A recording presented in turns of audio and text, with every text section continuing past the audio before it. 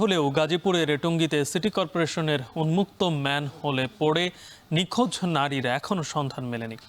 সকাল থেকে উদ্ধার কার্যক্রম শুরু করেছে ফায়ার সার্ভিস ও সিটি কর্পোরেশন। এ নিয়ে আরও বিস্তারিত জানাতে ঘটনাস্থল হোসেন মার্কেট থেকে সরাসরি যুক্ত হচ্ছেন সহকর্মী ইফতেখার রায়হান।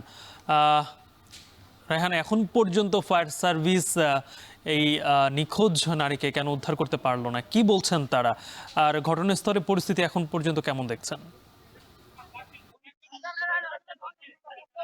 জি গালিব, আসলে সকাল ৮টা থেকে এখানে সিটি কর্পোরেশন এবং ফায়ার সার্ভিসের কর্মীরা আবারও উদ্ধার অভিযানে নেমেছে।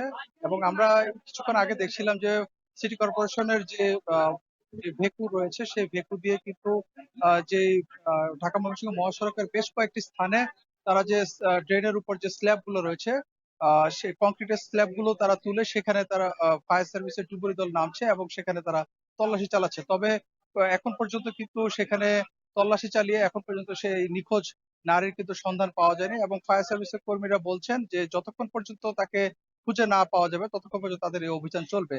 এবং আপনাকে জানিয়ে রাখি, গতকাল রাতে যখন ৮টার দিকে এই দুর্ঘটনাটি ঘটে, এরপরে কিন্তু ফায়ার সার্ভিসের কর্মীরা এখানে উদ্ধার অভিযান করে রাত ১টা ৩৮ মিনিট পর্যন্ত। তারপরে তারা উদ্ধার অভিযান স্থগিত করে এবং সকাল ৮টা থেকে তারা বিরতিহীনভাবে অভিযান পরিচালনা করছেন।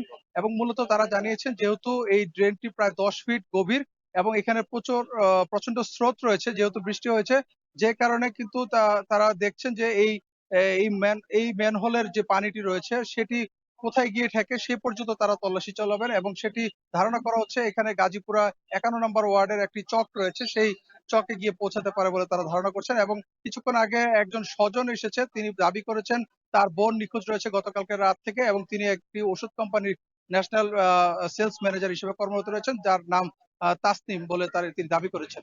তো এই ছিল আমার কাছে ঘটনাস্থল থেকে সবশেষ। গাজীপুর থেকে যুক্ত ছিলেন সহকর্মী ইফতেখার রায়হান।